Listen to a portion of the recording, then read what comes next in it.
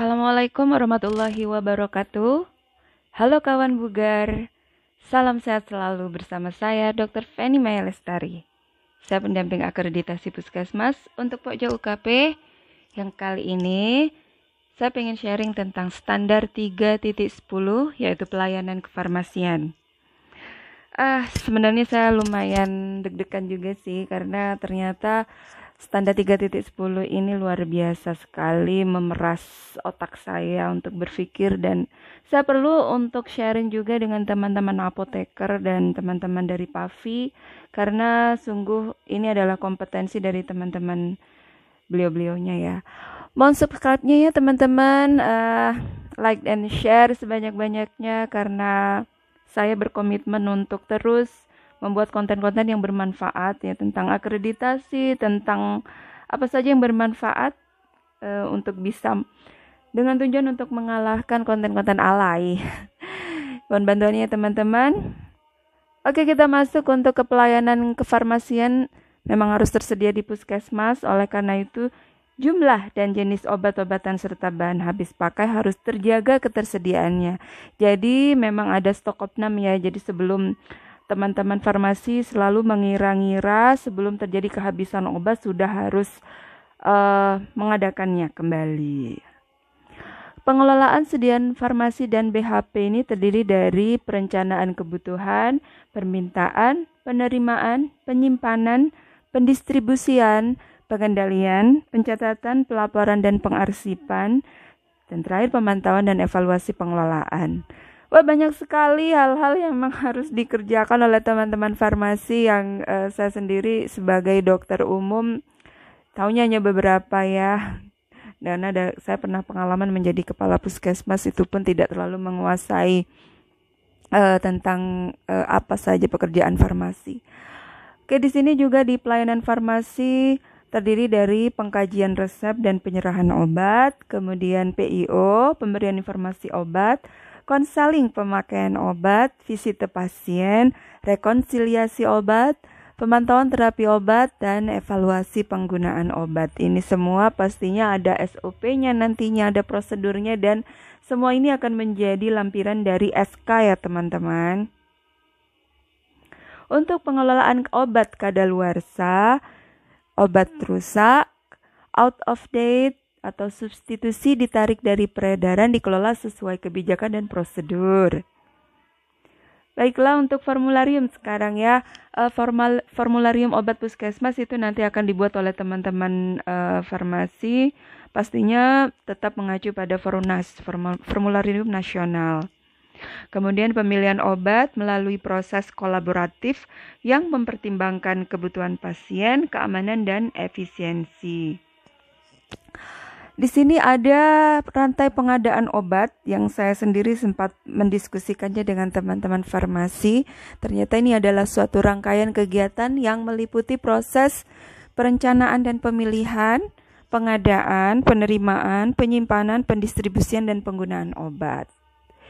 Yang selanjutnya untuk peresepan, ini yang dilakukan oleh dokter umum dan dokter gigi, wajib dilakukan oleh kedua profesi tersebut. Apabila memang resep nanti harus ditulis oleh nakes yang lain yaitu bidan dan perawat karena keterbatasan jumlah dokter umum dan dokter gigi, maka ada pelimpahan wewenang dan bentuk resepnya juga pastinya tidak sama atau berbeda dari yang dituliskan oleh dokter dan dokter gigi. Intinya di situ bahwa ada pelimpahan wewenang yang menunjukkan bahwa resep tersebut memang ditulis selain oleh dokter dan dokter gigi dan pastinya telah dikonsultasikan kepada yang berwenang.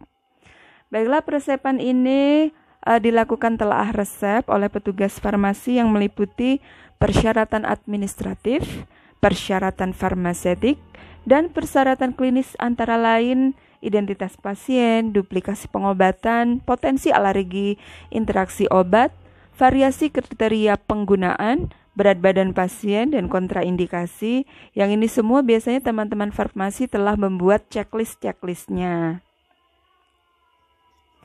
Yuk selanjutnya ini untuk pengendalian obat high alert. Untuk pengelolaannya terdiri dari obat resiko tinggi dan LASA. Jadi contoh dari obat resiko tinggi di sini adalah obat-obat antidiabetik ya. Karena apabila terjadi kesalahan atau efek terapeutik yang berlebihan maka dapat mengakibatkan hipoglikemi di mana pasien bisa pingsan, bisa tidak sadar. Oleh karena itu, obat antidiabetik di sini termasuk insulin juga adalah obat high alert yang membutuhkan perhatian tingkat tinggi. Juga demikian dengan heparin yang mengakibatkan perdarahan, kemudian kalium di mana kalium di sini sungguh betul-betul membutuhkan perhatian ya, karena tidak boleh diberikan secara bolus, karena bila diberikan secara bolus maka bisa mengakibatkan jantung berhenti mendadak. Dan obat-obat kemoterapeutik yang tidak ada di puskesmas ya, hanya ada di rumah sakit pastinya ini. Kemudian obat LASA, ini teman-teman puskesmas juga sudah banyak yang menata obat-obat LASA, seperti contohnya klorpromazin dengan klorpropamid, itu mirip. Apabila kita salah membacanya, maka klorpromazin ini ya CPZ yang notabene diberikan kepada pasien-pasien ODGJ apabila salah mengambil obat klorpropamid, di mana ini adalah obat untuk diabetes, maka pasien ODGJ-nya bukannya sembuh tapi bisa pingsan, hipoglikemi, keringat dingin, dan ini sangat berbahaya.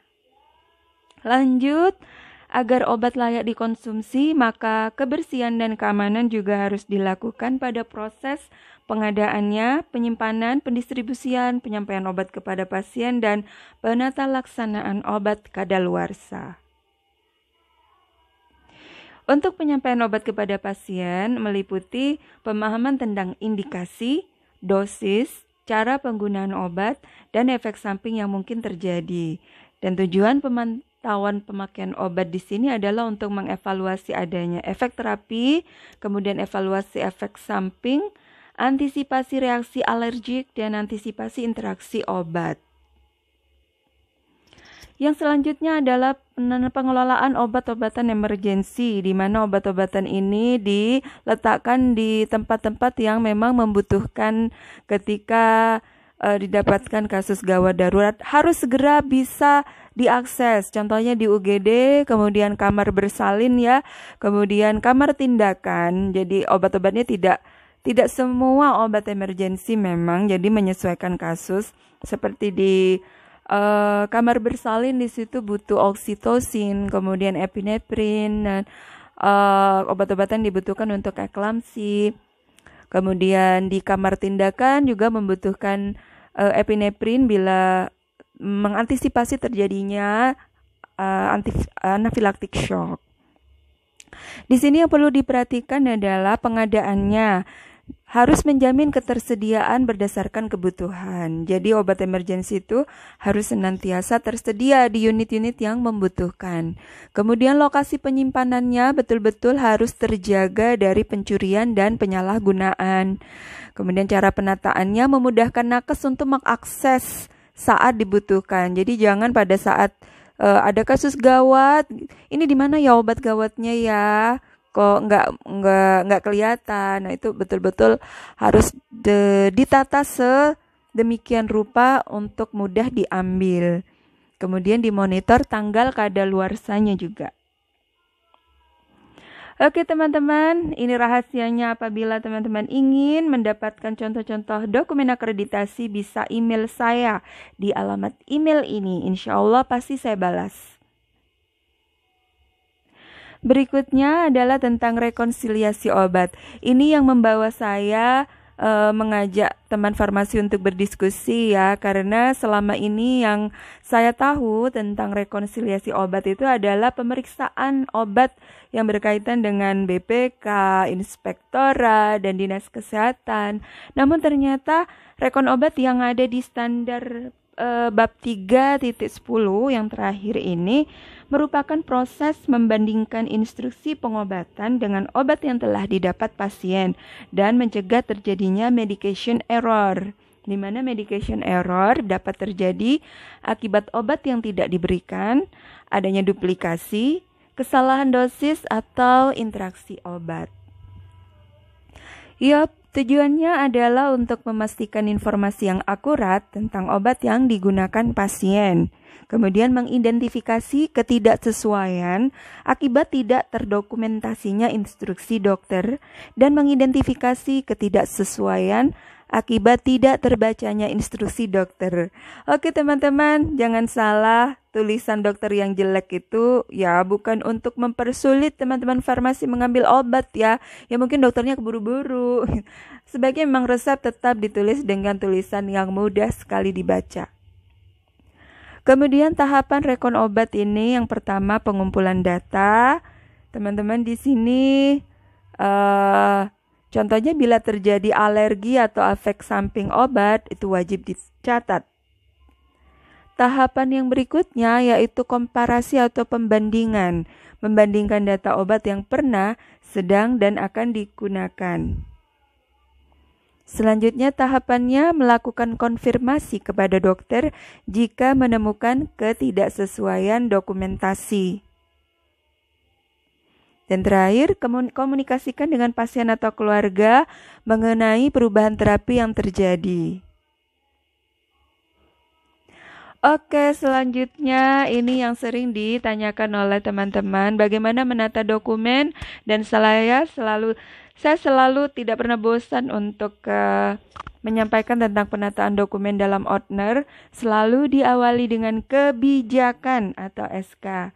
Berhubung ini adalah standar 3.10, maka SK payungnya adalah tentang pelayanan kefarmasian, di mana teman-teman bisa membuat lampiran keseluruhan isi pokok pikiran yang ada di standar 3.10. Kemudian pedoman pelayanan kefarmasian ini sudah berganti dari Permenkes nomor 74 tahun 2016 sudah berganti menjadi Permenkes nomor 26 tahun 2020. Kemudian teman-teman bisa menyusun pedoman internal pelayanan kefarmasian dan rencana kerja. Baru berikutnya teman-teman bisa menyusun SOP yang banyak sekali di sini. SOP terdahulu yang ada di bab 8, bab standar instrumen terdahulu masih bisa dipakai, kecuali bila memang ada perubahan seperti referensi berubah, kemudian kebijakan berubah, mungkin kapus berubah, isi prosedur ada yang berubah, maka tampilkan dalam riwayat histori perubahan. Oke, kemudian setelah SOP bisa dilampirkan daftar formularium obat, kemudian form-form apa saja yang memang dibutuhkan dan diminta untuk mendukung pelayanan kefarmasian dapat ditata dalam Outner.